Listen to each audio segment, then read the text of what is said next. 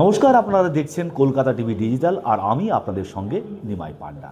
ইরানের সর্বোচ্চ নেতা তিনি জীবিত নাকি মৃত, নাকি তিনি জীবিত থাকলেও মারাত্মক অসুস্থ, এই নিয়ে জল্পনা চলছে দীর্ঘদিন ধরে।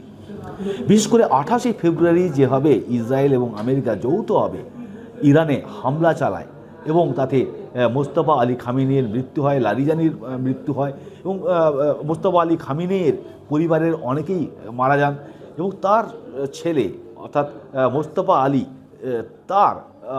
তিনিও গুরুতরভাবে আহত এবং তিনিও মারা যান বলে অভিযোগ বা জল্পনা শুরু হয়। যদিও পরবর্তী সর্বোচ্চ নেতা হিসেবে ইরান মোস্তফা আলীর নাম ঘোষণা করে। সেই মোস্তফা আলী কেমন আছেন, আদৌ তিনি বেঁচে আছেন নাকি খুব গুরুতর অসুস্থ অবস্থায় রয়েছেন, এই যখন জল্পনা চলছে তখন কিন্তু সামনে প্রকাশ্যে এলো ইরানের বক্তব্য, তেহরানের বক্তব্য। তেহরান বলছে যে মোস্তফা খামেনি তিনি শুধু সুস্থ আছেন এমনটা নয়, তিনি বহাল তবিয়তে তার নিজের দায়িত্ব পালন করছেন। এই যে জল্পনা শুরু হয় বিদেশি সংবাদ মাধ্যমে তেহরানের বক্তব্য যে এটা একটা প্রোপাগান্ডা তৈরি করার চেষ্টা করছিল বিদেশি আমেরিকান মিডিয়াগুলি। কারণ এই প্রোপাগান্ডা তৈরি করলে ইরানের বাসিন্দাদের মধ্যে, ইরানের সেনাদের মধ্যে তাদের মনোবল ভেঙে দেওয়া যেতে পারে, তারা অনিশ্চয়তায় ভুগতে পারে। কার্যত সেই বক্তব্যকে খারিজ করে ইরান তাদের বক্তব্য যে মোস্তফা খামেনি তিনি সুস্থ আছেন এবং বহাল তবিয়তে তার দায়িত্ব পালন করছেন।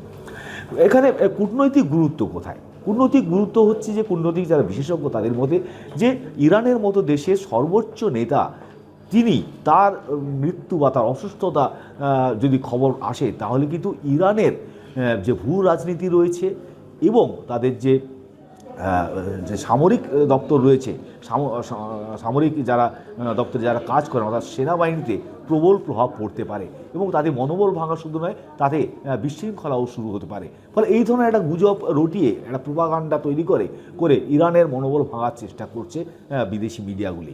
এবং কার্যত এই জায়গায় দাঁড়িয়ে এখনও পর্যন্ত ইরানের বক্তব্য যদি প্রকাশ্যে এসেছে যে মোস্তফা আলী খামেনি তিনি সুস্থ আছেন, কিন্তু বিদেশি মিডিয়া বা অনেকের মধ্যে এখনও জল্পনা রয়েছে।